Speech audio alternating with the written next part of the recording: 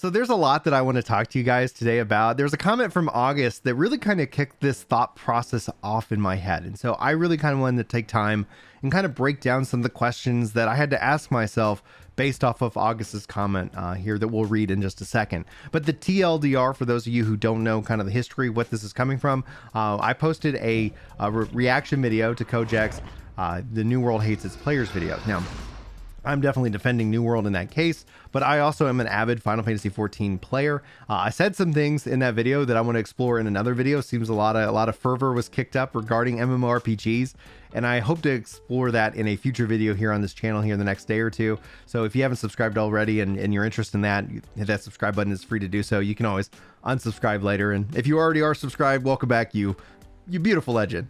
Hi everybody, my name's Brian, if you happen to also be new around here, and today we're going to explore August's comment, but also ask the question, am I a casual player or a hardcore player, why that's important, and where I see MMORPGs in that space, because there's a lot that I think this brings up, at least to me, and I thought I'd share it with you guys. You can let me know what you think as always in the comments below. I love them, by the way. That's what I do here. As much as the likes are important for the algorithm, comments are the lifeblood of why I make YouTube videos, guides, and more. So let's go ahead and jump in August's comment and let's have some fun, hopefully, with this video. Now, August says, I believe Kojak is coming from a standpoint of casual gamers who don't spend every day gaming. So long grinds are quite cumbersome if you just want to play and reach decent stats. 14 is a great comparison for standard, as you can be casual and complete all the solo endgame content, all while being viable. You can collect endgame gear, etc. Yet, if you want to be hardcore and play every day, it's also very rewarding. I echo that. I don't think they're saying anything incorrect at all so far.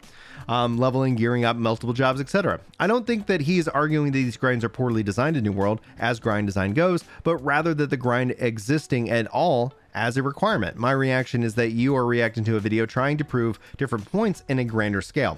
If I'm wording it in a terrible, sensible manner, no worries. Ginger, this is the first video of yours that I've seen, and you have some solid arguments, but I think that you're coming from a point of view defending New World, which I am, and not comparing it to how much of your time is required versus having the freedom of requiring the time in the first place. It may be systems you enjoy in New World, but they are also grindy for someone casual to ever compete. Now, that video is 42 minutes long. Honestly, it's a really great video. And if you guys don't know my policy on React content, I share 50% of the revenue with the original creator. That's something that I do, and I try to encourage other people who make React content to do something more than just say, hey, click the link and go subscribe, because from all the data analysis I've done, that really doesn't really benefit the original creator. And that's just my personal stance on that matter. But on the concept of Final Fantasy XIV, as somebody who's been playing that game for 12 years, covering it for 13 years, it is actually like I've had multiple different styles of play, whether both casual and hardcore with it. Now, I personally consider myself a casual player. So the first thing I started asking when I was reading August's comment here was like, wait, am I a hardcore player? And as a content creator, as somebody who enjoys games, like I don't go to bars.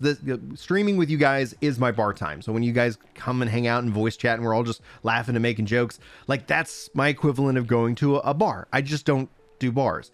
Also, I don't go spend hours on the weekend playing golf. That's just not my thing. That's some people's thing. I like video games, and also I have 5 kids, and actually I think Julie and I might be having we're thinking about having a 6th. And I think my kids are the most important thing. And so when it comes down to my gear score over me being and spending time with my kids take priority every time. I'm looking forward to a point in time where my kids join me on these adventures in game. Like that's something that I'm personally very excited about. I always kind of joke I'm building my own raid team, and that's kind of that's just how we kind of think about it in a fun, humorous way. I'm very blessed to be a dad. We weren't able to have kids for a long time. It's a long story. I do it as a part of my stand-up routine, but that is where we're going to go from that. Oh yeah. Like I've been doing stand-up and absolutely freaking love it. It's been a really good blast. But when it comes down to it, though, I have a massive amount of passion. So from a enjoyment of games, I try to approach games casually. I try to approach games and work with them on my time schedule. Final Fantasy XIV is great because I also know its entire pattern. So I'm never sitting here grinding hard in Final Fantasy XIV because there's never a reason to do so. If 14 gave me a reason to do so, I would probably be destroyed physically by that. I have that potential within me. I'm not going to be the first to raids. I just don't have that passion and have the time that it takes. Would I do it in the past? Yes. Will I do it in the future? Most likely. But right now, it's not the time for it. But at some point, it might be. So I view casual and hardcore as states of everybody. I view you as a casual and a hardcore player. In fact, watching my videos tends to lean you more into the what I would call impassionate gamer over somebody who is just like, I just play games and kind of dip out. But that's where all this is shades of gray. All this is just various different temperatures on a wide range of different moving knobs that we all have, and we're driving forward to each other. New World offers the same level of casual kind of approach. Like, I don't have to play, and I don't play New World in a hardcore way. But where I see a massive difference, and this isn't meaning, and difference doesn't mean bad, different means different. One of the things that appeals to me in New World is that when I play it, it's whatever I want it to be. I don't have to log in and do chores. In fact, I advocate, especially as it develops, to avoid that mindset. I don't want to have MMO chores. And I think Final Fantasy XIV has that. It has that because the rewards are so good that even if I wanted to do something else, if I'm not taking advantage of the chores, then I'm losing ground. I'm losing progress. Now, that's going to change once I hit Omni 90. And yes, I level up all the jobs. That is a hardcore thing to do, but I don't do it all within a short span of time. I do it by just what I always kind of call chipping away. I just chip away at it, and I don't play when I feel like not playing. And I think that's a kind of a real key difference. And that makes me a different kind of content creator too, namely because I just don't feel like making angry rant videos.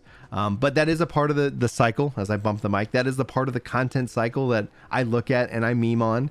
And it is what it is. And so that's going to be how I kind of talk about that in and of itself. Now, regarding the grinds, like, I find the New World grind, I find the Final Fantasy XIV grind to be very good. But when it comes to New World, we don't really have a track record. We don't know what kind of cycle the game evolves on. Does the level cap increase? Does the gear score keep going up? What are the systems going to be involved in the long run? That's all kind of new. And so how I end up viewing it is that, and where I kind of, look at and get frustrated by, and this isn't just with Crojack, but this is just general MMORPG critique on the internet. Where I get frustrated by is that when somebody says game with 13 years of content is better than, and has more content than new game. Game with 20 years of content has more content than new game. Because it just feels like that's, like the response to that is like, well, yeah, what do you want? And that's actually one of the things that makes it very difficult to launch an MMORPG. We've seen many try and fail. And the reason a lot of them, I believe, failed is that they actually copied what we saw from WoW. A lot of them, and the WoW clone model, even though Final Fantasy XIV is a WoW clone, admittedly by Yoshi P himself, Yoshi P also looks at WoW and says, hey, what could we do better? Let's not make the mistakes that, WoW has made, and let's offer something different, improved upon, better, redefined. And I think that's one of the reasons why it's easy for people to go from WoW to 14 is because there's a common language. Whereas in New World, you still feel the presence of the sandbox, and you still have this new forming theme park MMORPG that are currently in development. And at the same time, there's a little friction there. I believe the future of the MMORPG is what I call the sand park. It's the sandbox MMO married with the theme park MMO, giving players the best of both worlds. And I think New World delivers that. And it comes back to the casual and hardcore moment. Why is there even friction between a casual and hardcore player? In my experience, that friction is fake. It's made up. But system-wise, in modern MMOs like Final Fantasy XIV, with the lack of a player-driven economy, the casual player is only taking resources from the hardcore content. That's the psychological mindset that people end up adopting. You might not agree with it. I'm not saying that every hardcore player actually believes that, but I'm talking about behind the scenes, the unconscious thoughts. I've heard this argument made. Oh, the reason why we're not getting ultimates is because we're getting Island Sanctuary. Things like that. Not that it's true. I don't actually believe it to be true. It actually doesn't. I mean, when I say I don't believe it to be true, I know for a fact that it is not true, because game development isn't that way. Game development isn't a light switch. It isn't binary in terms of like, oh, you turn this on, so this has to be turned off. That's not how this works at all. And casuals, in that regards, are the money that actually fund the hardcore content. I believe hardcore content and hardcore players invite casual players into a world that they might not have experienced yet and give them things to look forward to. So it's really an important relationship. Casual and hardcore, in my mind, are symbiotic. They're dependent on one another. If you don't have any hardcore content, eventually casuals just kind of dip in, dip out. There really isn't anything to achieve or to chase. Or to strive for, or the dream of when you, as a person in your personal life, shift from hardcore to casual and then maybe back into hardcore, depending on life situations. So I think that's an important factor to kind of talk about. I am defending New World. I think New World requires defense because I believe that there's a lot of misinformation out there about the game itself.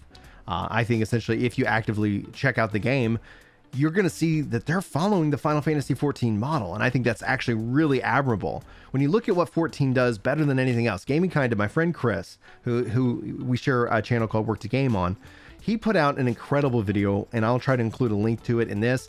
And it just breaks down just the numbers, not the emotions, not the story, but what 14 does that nobody else is doing. And I actually say that New World is on that path, both in terms of communication, in terms of the excitement of the next coming patches, what's to come down the line, and also then delivering quality content. The only way that New World will survive is if it continues to deliver content, continues to improve the game, and continues to communicate to its player base. And the only way we know that is with time. Nobody knows outside of like the Amazon devs what's coming. Nobody knows if they're going to keep investing in it. But it just seems like they would. They actually have something that's very unique and quite magical. And when we actually look at it, it's both a positive and a negative in its core. Meaning, negatively impacts you is that there's not a one-to-one translation. People bring up mounts, people bring up features that about games that they tell me that they hate.